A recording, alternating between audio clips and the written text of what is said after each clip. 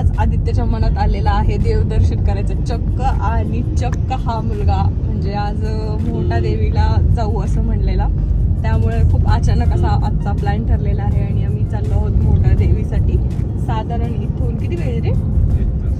1 तास आहे. तो फर्स्ट टाइम येतोय, मी 3-4 वेळा ऑलरेडी जाऊन आलेली आहे.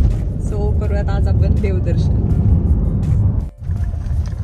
तर मला आदित्यविषयी कंप्लेंट्स आहेत, मला त्या तुम्हाला सांगायच्या आहेत. तर आज ऍक्च्युली आम्ही दिवाळीची माझ्या कपड्यांची शॉपिंग करायला जाणार होतो आणि हा मुलगा म्हणतो की मोठा देवी टू ते डिस्टन्स फक्त 4 किलोमीटर आहे नगर. आणि मलाही वाटलं चलो यांनी मॅप्स वगैरे चेक केलेले आणि हा गणलेला आहे. इथून ऍक्च्युली 1.5 तास आहे मोठा देवी, तिथून परत 30 मिनिटं नाही 30 किलोमीटर नगर आहे. ऑलरेडी आता 2:30 वाजलेले, माहित नाही आम्ही कधी पोहोचणार आहे.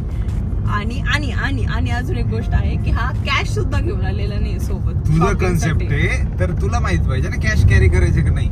अरे पण शॉपिंगला चाललो, थोडीफार तर खिशात कॅश असावी का नाही माणसाला. पण डिजिटल वर्ल्ड आहे आता, कशाला कॅश बरं ठीक पाहिजे. आहे, देवीला चाललो तर थोडेफार पैसे पण दान करणार नाही. मोकळ्या खिशानं आलाय हा मुलगा, मोकळ्या तिकडं पण खिसे.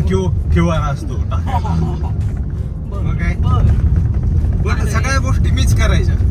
ब्लॉग तुझा, पैसे द्यायचे मी, खर्च करायचा मी, हे तुला न्यायचं मी.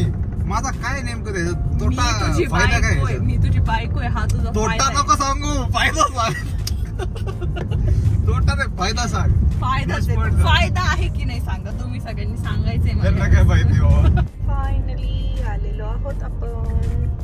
इथून एंट्रन्स आहे आता आणि गडावर वरती थोडस चढायला आहे. कुठे आता दिसत होतं यार मंदिर, आद्या कुठे गेलं? तिकडे नाही, इकडे. चुकीचं नको सांगूस, त्या बाजूला इकडे.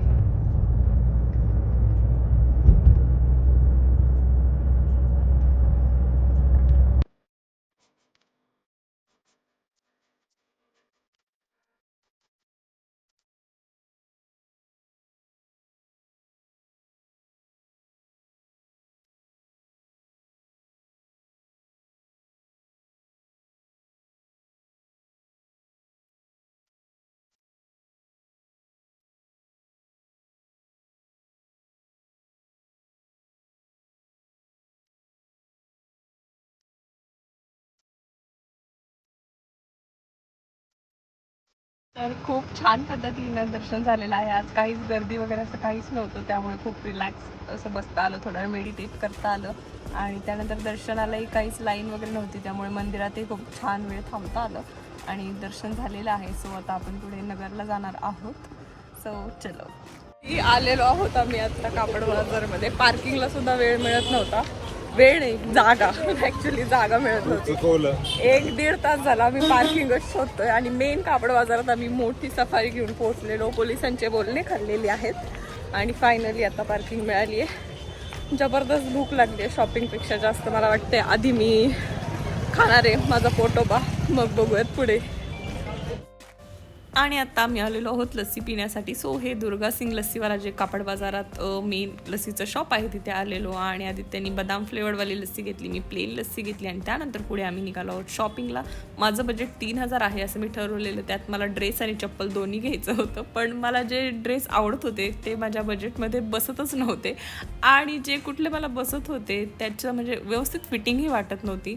खूप गडबड गोंधळ झालेली, माझ्यात एनर्जी नव्हती काही शॉपिंग करायची, पण तरी केलेली आहे. काय झालं? अरे तुला आवडत नाहीये, तू नगर मध्ये आली. नगरमध्ये पण मिळतात. बघू ना तुझं अजून किती एनर्जी राहिली आहे तुझ्यात. काय ग ब्लॉगर? हो काय झालं? काय झालं ड्रेसचं? हा आलोच आहे मी. हा हे चांगलं दिसतंय खुश. काय ब्लॉगर आवडते का? छान आहे.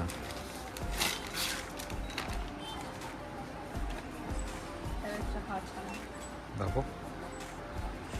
नाही खरंच छान आहे. चल क्वालिटी तरी आवडली आपल्याला. बघा येल्लो मध्ये दुसरे कलर बघायचे तू पण. हो हा बघा, येल्लो मधला दुसरा कलर नको असं कलर. नको असे पण येल्लो दाखव.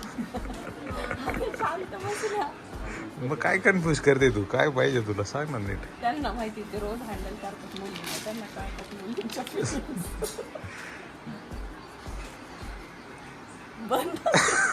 काय होतंय ब्लॉगर? देखो अब मैं YouTube पे भी डालने वाली हूँ आपका ब्लॉग ठीक कर दो अभी उसका हो जाएगा भैया होता है उसमें मैं बोल नहीं सकता। ब्लॉगर काय झालं एक थोडंसं चेंज झालंय की 3,000चं बजेट होतं सगळं घ्यायचं होतं मग 3,000चंच बजेट होतं त्यामुळे आम्ही 5,000ची शॉपिंग घेतली पण एक ड्रेस घेतलेला आहे मी तो 2300 रुपये 700 रुपये आहे आणि ते दुसरं काय ते तू घेतलं मला अरे हे काय कलाकारी आहे मग असं तर तू 200 रुपयात घेशील सगळं हा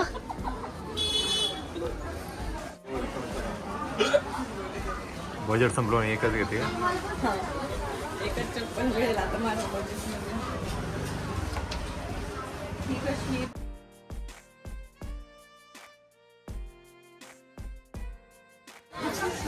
काफी निराशाजनक हार पाकिस्तान को सामना करना पड़ा हार का आता मला इथे बघू दे.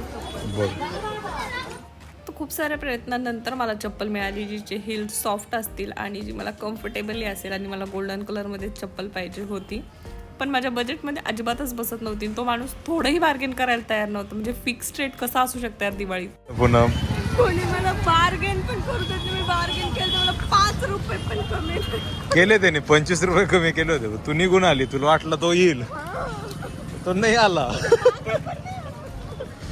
का बरं रे हा हे तुझं हे छान स्ट्रॅटेजी आहे तुझी बार्गेनिंगची पूनम तू मागं पण आला नाही विचारायला पण आला नाही पाहिजे नाही पाहिजे हा? का ग काय यार मी फक्त ड्रेस घेतलाय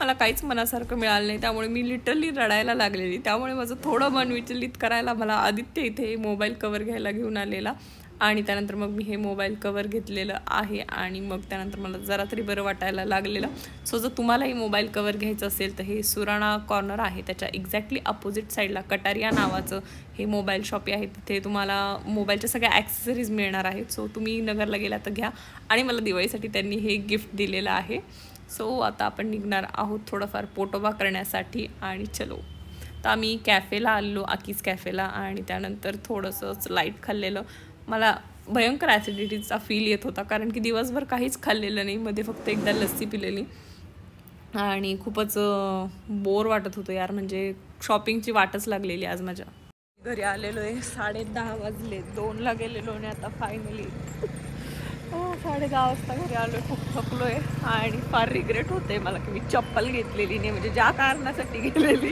ते तर कम्प्लीट केलेलं नाही आहे पण ठीक आहे चलो 100 रुपये वाचवण्यासाठी 100 रुपये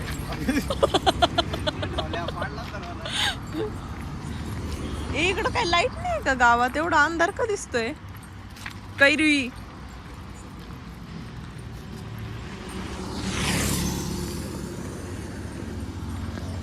ओके चलो बाय